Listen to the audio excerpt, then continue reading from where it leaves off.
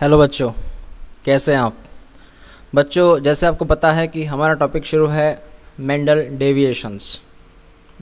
Deviations of मेंडलिज्म्स। और last topic में हमने बात की थी कि कौन कौन सी ऐसे घटनाएं हैं जो मेंडल्स ने एक्सप्लेन नहीं की थी। ओके, और उसी को हमने कहा था न्यू मेंडलिज्म्स। उसमें हमने बात की थी इंटरेक्शन ऑफ जीन के बारे में, और स्पेशली हमने उसमें दो तरह का इंटरेक्शन देखा था।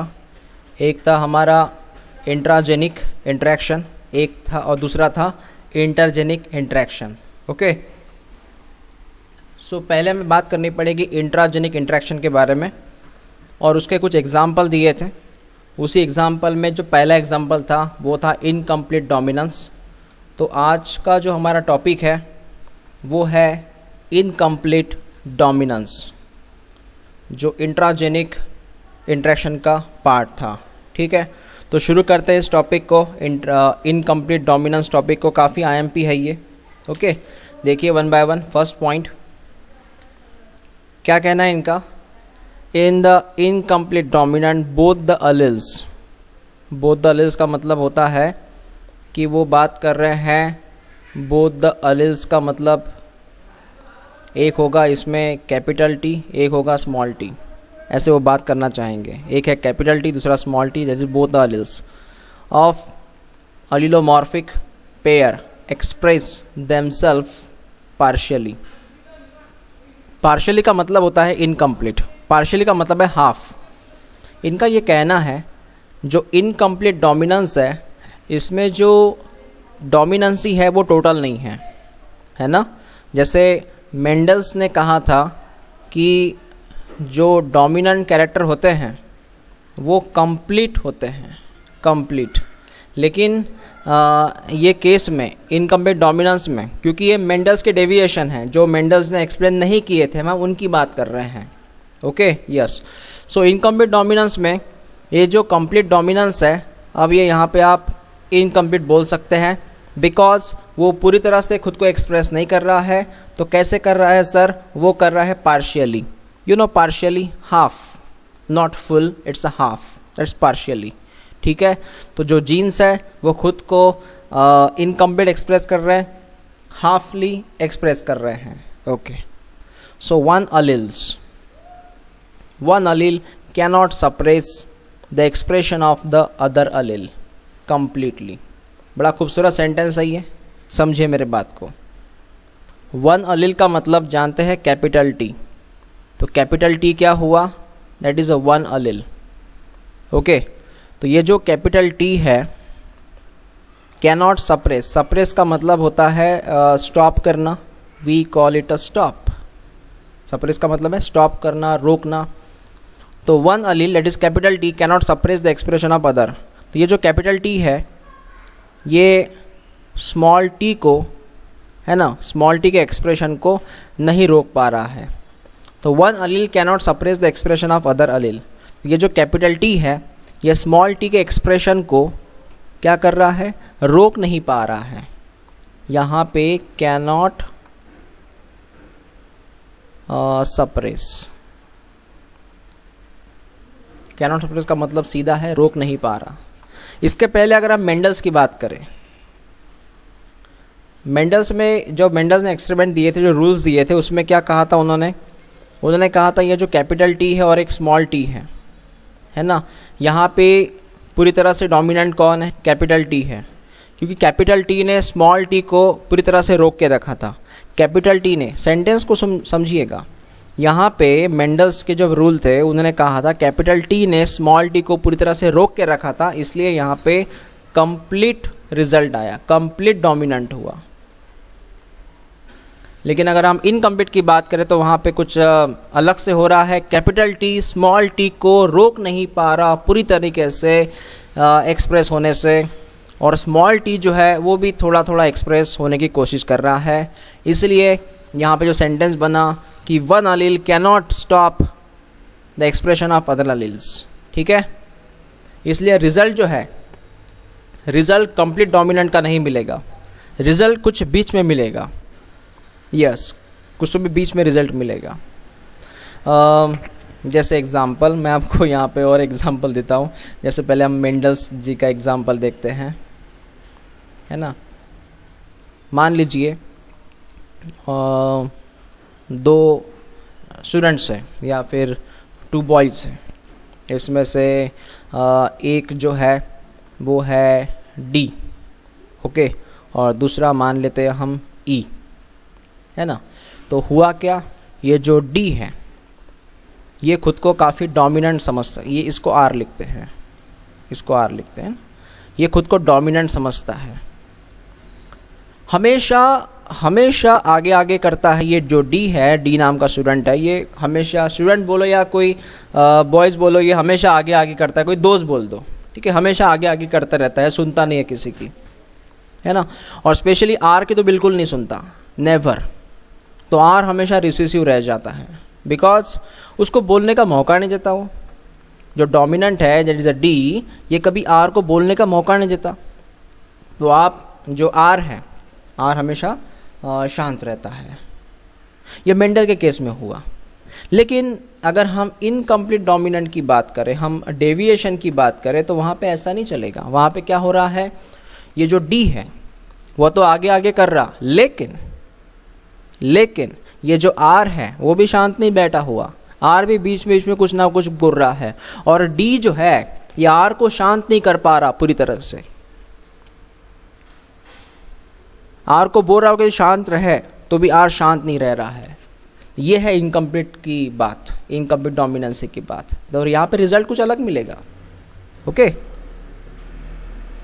उन्होंने एग्जाम्पल दिया, एग्जाम्पल देखिएगा। In such a case there is a intermediate expression. Intermediate expression का मतलब होता है जो रिजल्ट है ना वो पूरी तरह से कंप्लीट डोमिनेंट मिलेगा या कंप्लीटली रिसेसिव मिलेगा, थोड़ा जो बीच वाला रिजल्ट है वो मिल सकता है।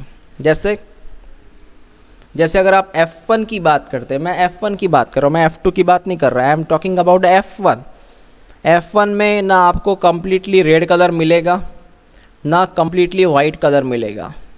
Not a completely red colour, not a white colour, इनके बीच जो कलर है जैसे पिंक वगैरह, यस, वो आपको मिल जाएगा। That is intermediate colour. समझ में आया? यस। तो जैसे मेंडल वाले केस में पूरी तरह से कौन सा कलर मिला था, रेड कलर मिला था। तो यहाँ पे ऐसे नहीं होगा, बीच वाला कलर मिलेगा, पिंक कलर मिल जाएगा F1 वाले केस में, ठीक है। यस। सो ये सेंटेंस समझ में आया। A well known example is the flower. Actually experiment किए गए थे। फ्लावर कलर मिराबिलिस जलापाको IMP है, ये प्लांट का नाम है। इस प्लांट के ऊपर एक्सपेरिमेंट किए गए थे। इसमें रेड कलर के फ्लावर्स लिए गए थे, उसको क्रॉस किया था वाइट कलर के फूलों के प्लांट के साथ। Then F1 offspring have a pink colours flowers. मतलब सिंपल है, उन्होंने जो पेरेंट्स लिए थे, समझिएगा, जो पेरेंट्स लिए थे वो थे, एक थे रेड कलर फ्लावर्स, सेकंड थे यहाँ पे वाइट कलर फ्लावर्स। तो इनके जीनोटाइप क्या बनेंगे? जीनोटाइप रेड के बनेंगे कैपिटल आर, वाइट के बनेंगे स्मॉल आर, ठीक है। यस। अब इनके गमिट्स बाहर मिलेंगे, गमिट्स कैपिटल आर, इसका स्मॉल आर। जब ये क्रॉस होंगे एक में को, तो क्या बनेगा? Capital R small R. तो कैपिटल आर स्मॉल आर, उसके हिसाब से क्या हुआ? F1 हुआ। अगर मेंडल्स ये एक्सपेरिमेंट करते तो क्या समझते, रिजल्ट क्या होता फिर मेंडल के अकॉर्डिंग टू रूल? तो ये पूरे के पूरे रेड बनते हैं ना, अकॉर्डिंग टू रूल। ऐसा नहीं रहता यहाँ पे। इनकम्प्लीट डोमिनेंस है, मेंडल की डेविएशन है। यहाँ पे जो फूल मिले वो पिंक कलर के मिले, जो फ्लावर मिले वो पिंक कलर के मिले, तो इंटरमीडिएट कलर मिला, है ना।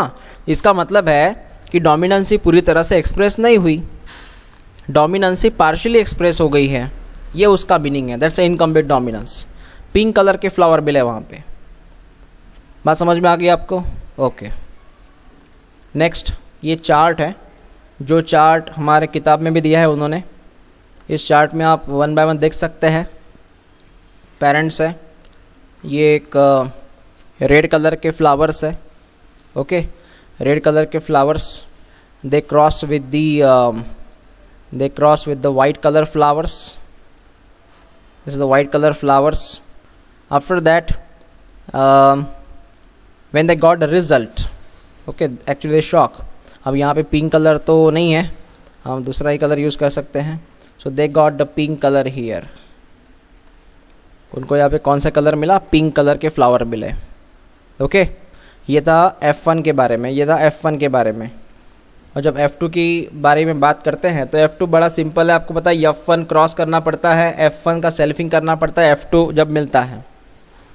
जब F1 का क्रॉसिंग किया गया, आप देख सकते हैं पहले तो इन्होंने गमिट्स निकाले, ये गमिट्स बनेंगे ना यहाँ पे, F1 F2 बनने के पहले F1 के गमिट्स बनेंगे, कैपिटल R बनेगा, स्मॉल r बनेगा, दो ही गमिट बनेंगे ना।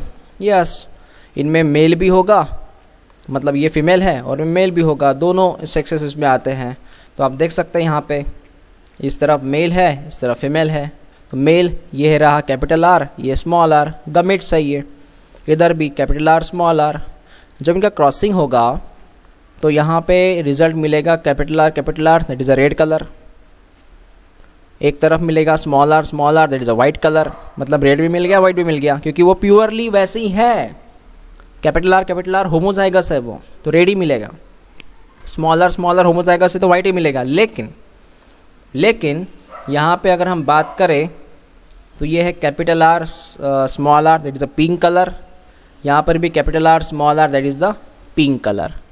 मतलब अल्टीमेटली यहाँ पे अगर हम जीनोटाइपिक रेशो की बात करें, जीनोटाइपिक रेशो, तो कैपिटल R 1 टाइम है, capital R small r 2 time है, मतलब रेशो हुआ 1:2:1।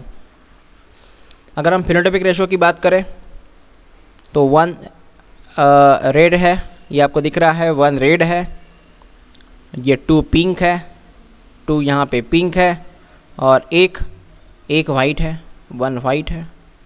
तो रेशो क्या हुआ, रेशो हुआ 1:2:1। एक खासियत मैं बताऊँ इनकी खासियत क्या है, दोनों रेशो सरीके हैं, दोनों रेशो सेम है। ऐसा मेंडल्स के केस में नहीं हुआ था। मेंडल के केस में पता है क्या हुआ था, मेंडल्स जी के केस में आपको पता है एक पहला रेशो मिला था, ये 3:1 मिला था रेशो, ये था F2 का। मैं मोनोहाइब्रिड क्रॉस के बारे में बात कर रहा हूँ, मोनोहाइब्रिड F2 रिजल्ट मिला था 3:1, और ये फिनोटाइपिक मिला था, और उसी के साथ रिजल्ट मिला था 1:2:1। तो ये था फिनोटाइपिक रेशो, ये था जीनोटाइपिक रेशो, तो वो सेम रिजल्ट नहीं थे। यहाँ पे क्या है, आप जीनोटाइप की बात करो या फिनोटाइप की बात करो, you will get the same result 1:2:1। समझ में आया? ओके, तो आप इसकी एक बार प्रैक्टिस कीजिएगा, ज़रूर प्रैक्टिस करना। इसके बाद जो नेक्स्ट एग्जाम्पल है वो है कोडोमिनेंस का, वो हम बात करेंगे उसकी नेक्स्ट वीडियो में। ओके।